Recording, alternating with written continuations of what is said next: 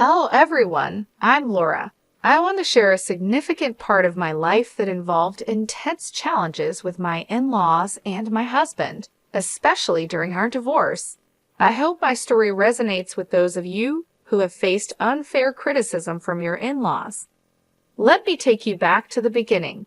I met Liam, my now estranged husband, on a dating app when I was a 21-year-old college student. Liam was 25, employed, and stable. Despite our age difference, we fell in love. I always believed that love isn't bound by age or looks, so Liam being older never bothered me. However, Liam was troubled by our age gap. He often asked, "Why are you with me, Laura? You could find someone your age who might be a better match." But I chose him because I loved him, and to me, age was just a number. Liam's insecurities ran deep. He would persist, "There must be other reasons, Laura. It's not usual for someone like you to love someone like me. I wish you'd just tell me the real reason." I reassured him repeatedly that my feelings were genuine. I wasn't interested in dating someone my age. I loved him, and that was what mattered to me. Despite my assurances, Liam's self-doubt lingered, hinting at deeper self-esteem issues that seemed to have kept him single before we met. To prove my genuine affection, I made sure not to let Liam spend excessively on me. While I was a college student managing my finances, I wasn't wealthy, but made sure to buy him thoughtful gifts and handle my expenses. I always worked part-time jobs to ensure I wasn't financially dependent on him. Liam seemed to appreciate these efforts, but sadly, his insecurities didn't fade, and he continued to question the sincerity of my love, which deeply hurt me. It took 4 years before I fully understood the origins of Liam's issues. When I met Liam's parents, Jesse and Diane, I learned more about his background. Jesse, Liam's father, won the lottery, which changed their lives a lot. This helped me understand why Liam had certain perspectives and insecurities. After winning, Jesse and Diane bought a big house and invested their money wisely. However, their new wealth came with a sense of superiority. During our first meeting, Jesse often bragged, saying, "Not everyone makes it big like me. I was just a hard worker, and look where it got me. Do you realize how rare it is to win the lottery? Yet I managed it on my first try." They were proud of their decision-making skills and often implied that Liam, despite his college education, would never reach their level of financial success.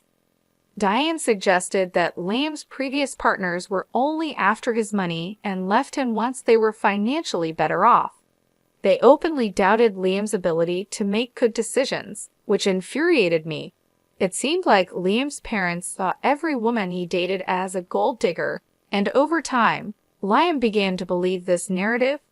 This insinuation that I was just another gold digger became an embarrassing and hurtful part of their story. Fed up with their baseless assumptions, I stood up for both Liam and myself. "I'm sorry, but I have to disagree with you. Liam has worked hard to establish his career and will achieve even greater success in time."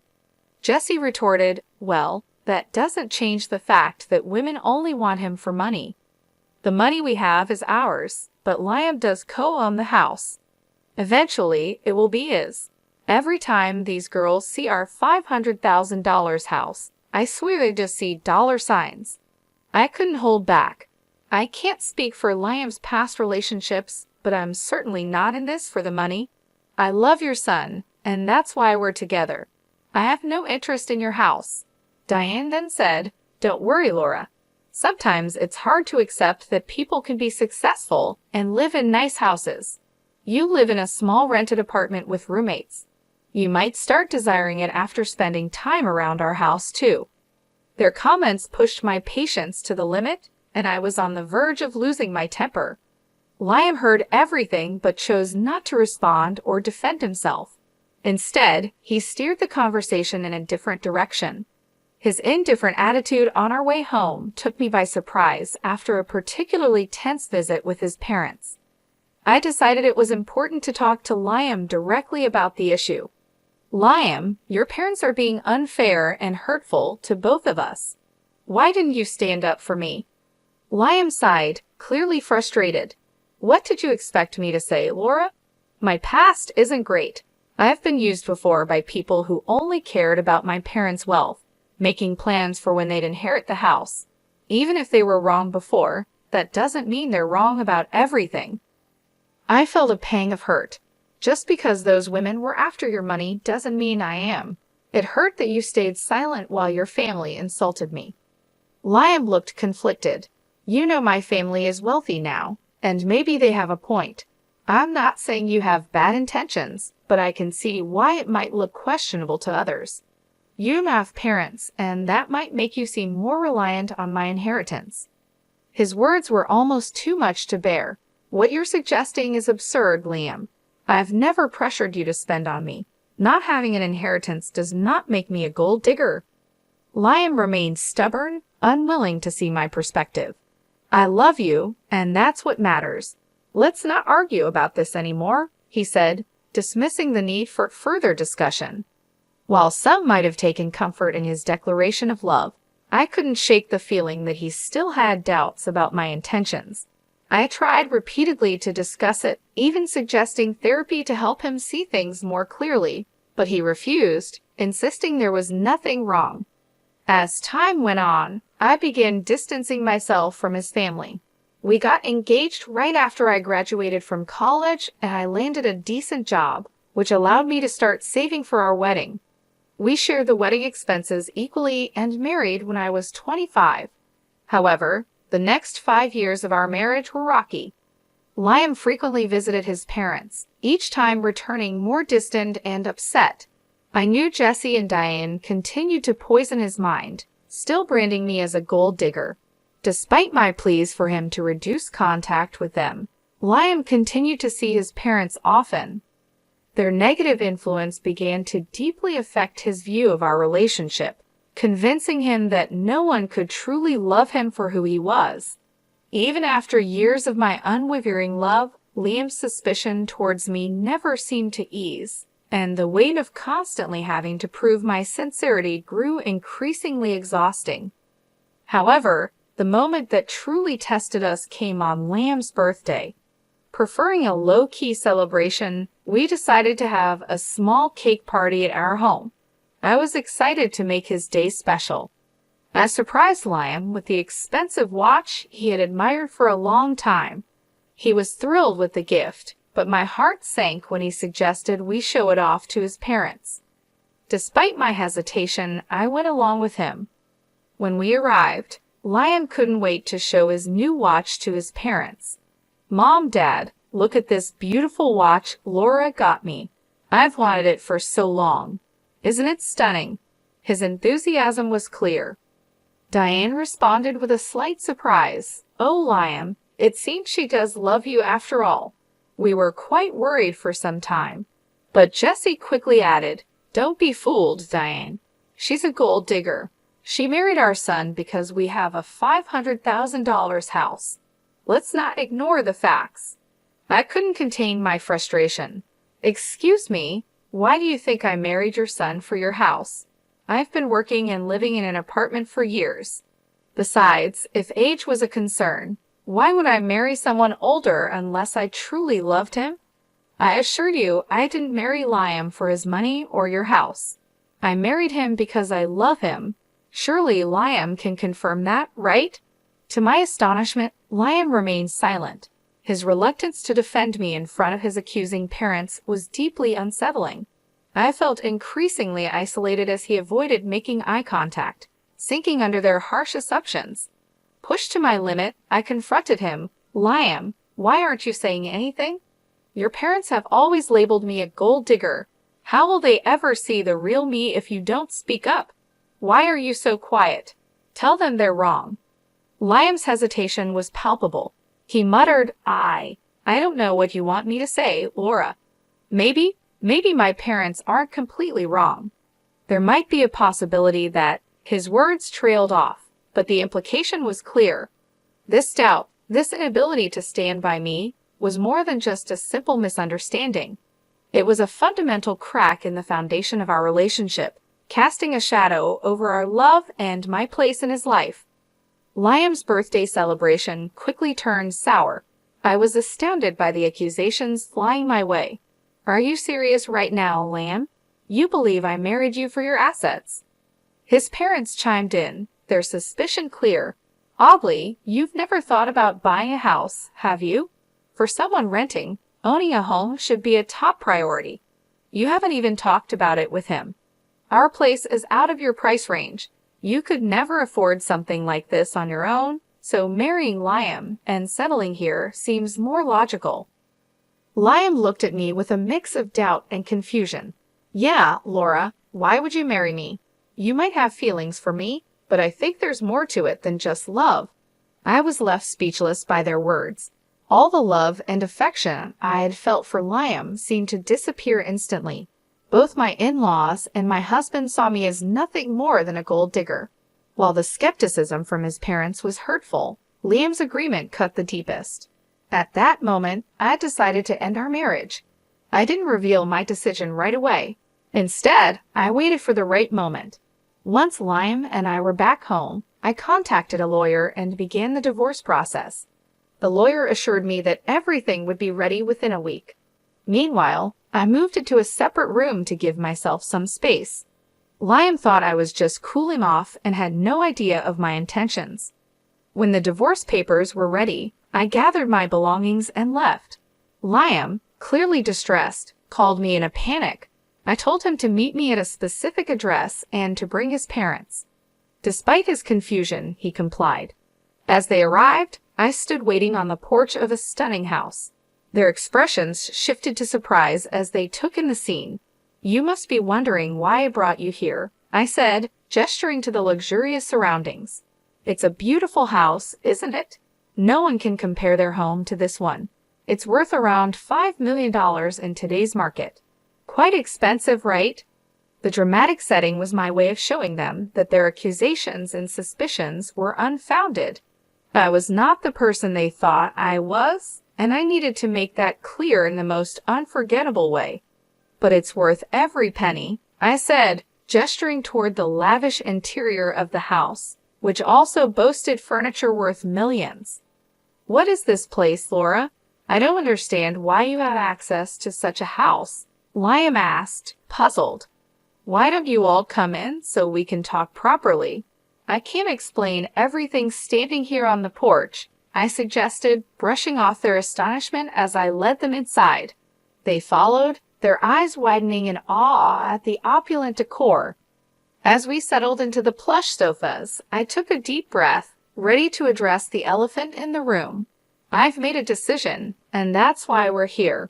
I filed for divorce, I stated, handing over the papers. We can proceed with an uncontested divorce if you agree.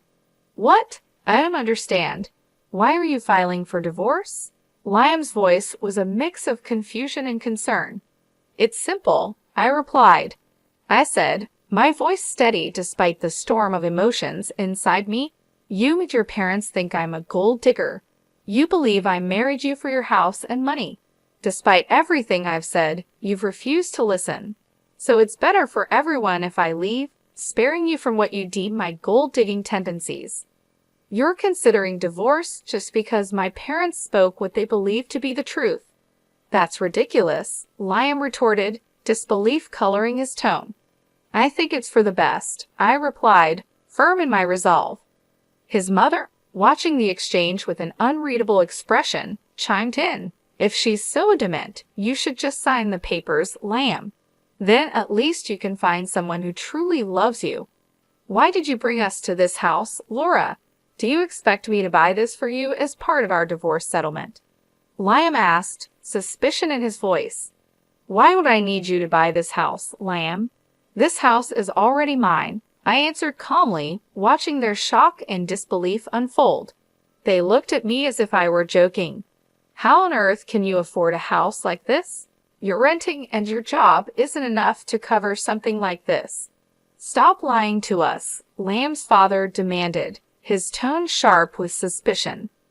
Their disbelief was palpable, but I was ready to prove my independence and financial capability once and for all. I'm not lying, I asserted firmly. Liam, remember when I mentioned that my parents left me some inheritance? Well, this house is part of it. It's under a trust for now, but I will officially inherit it when I turn 32. I don't need to work a high-paying job because I have a trust fund waiting for me. That's impossible, Liam interjected. Your parents passed away a long time ago. They should have given you the house earlier. My parents were aware of the potential leeches I might attract, I explained. So they instructed me never to disclose the house or the trust fund to anyone. They wanted to keep everything safe until I turned 32. By then, they hoped I would be settled with someone who genuinely cared about me, not my inheritance. Oh my God, Laura, you should have told us about your wealth. We had no idea. This is a sizable house you have. We could all live very comfortably here, Liam's mother exclaimed. Yeah, you should have shared that sooner. We thought you were after our house. We could have avoided all the misunderstandings, Liam added, looking relieved yet somewhat embarrassed.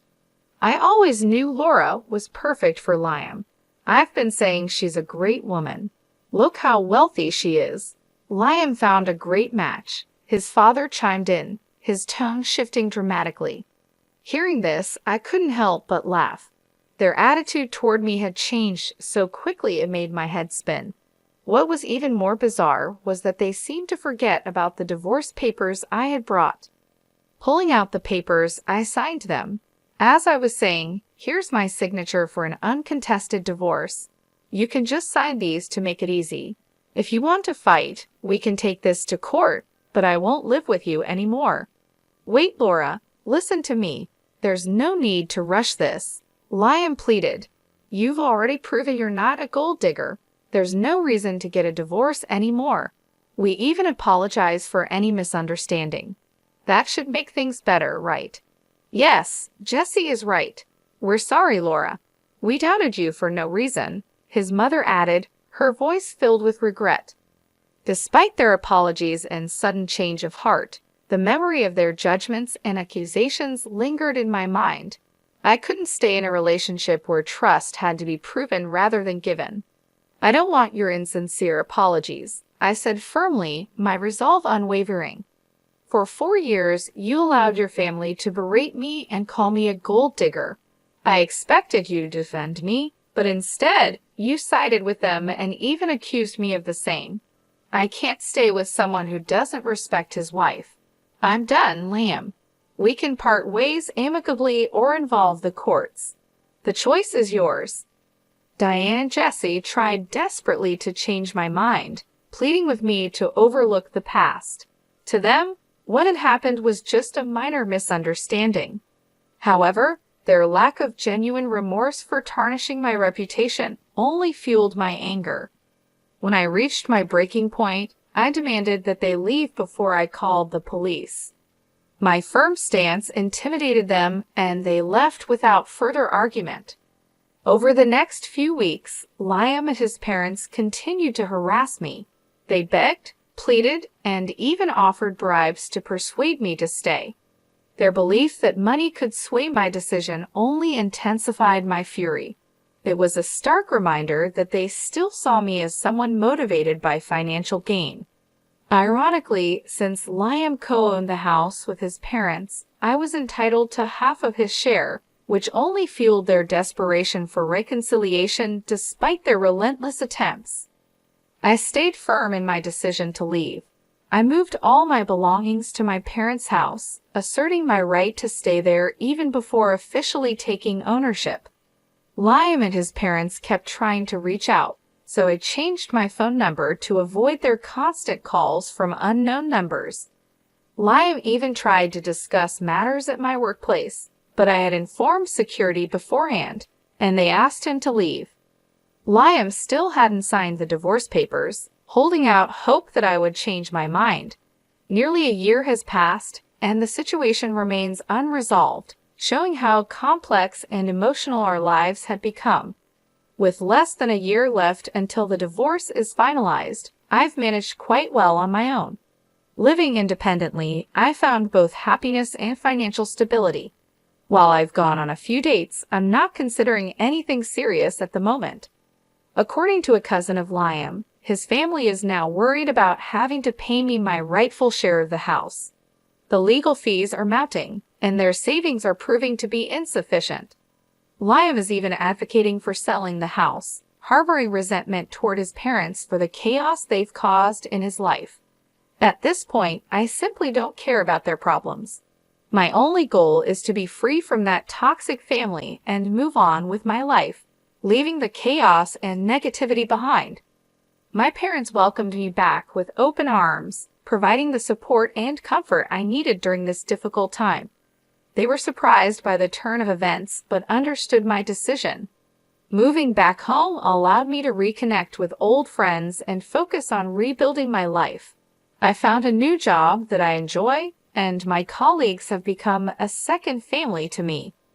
Liam and his parents didn't give up easily.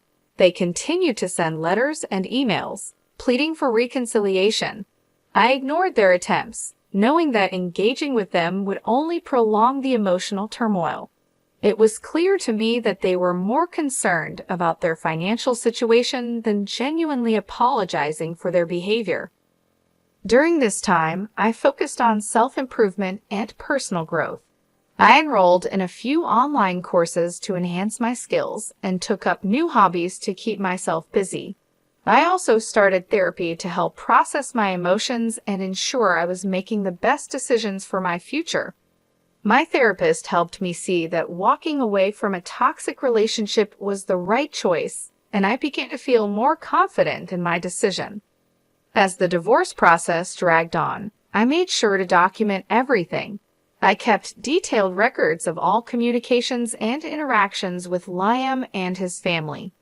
This meticulous approach proved helpful as my lawyer navigated the legal complexities of the case.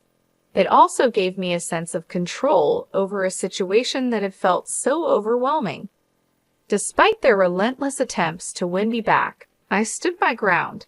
I knew that returning to Liam would mean subjecting myself to more years of distrust and manipulation. I deserved better than that, and I was determined to create a life free from their influence. Liam's cousin kept me updated on their financial struggles. The mounting legal fees and the prospect of losing the house were taking a toll on them. I felt a sense of vindication knowing that they were facing the consequences of their actions. However, I also knew that my happiness didn't depend on their suffering. I was focused on my own journey and the positive changes I was making in my life. Eventually, Liam agreed to sign the divorce papers. The relief I felt was immense. It marked the end of a painful chapter and the beginning of a new one. With the legal process finally moving forward, I could see a clear path to freedom and peace. In the end, I emerged stronger and more resilient. The experience taught me valuable lessons about self-worth and the importance of standing up for myself. I learned that it's better to be alone than in a relationship where I'm not valued or respected. Moving forward, I promised myself to never settle for anything less than I deserved. Leaving Liam and his family was the best decision I ever made. It allowed me to reclaim my life and build a future on my own terms. I was no longer defined by their opinions or accusations. I was free to be myself and pursue my dreams without the weight of their judgment. Looking back, I have no regrets. The journey was tough, but it shaped me into a stronger person. I found happiness and fulfillment on my own, proving to myself that I didn't need anyone else's approval to live a meaningful life.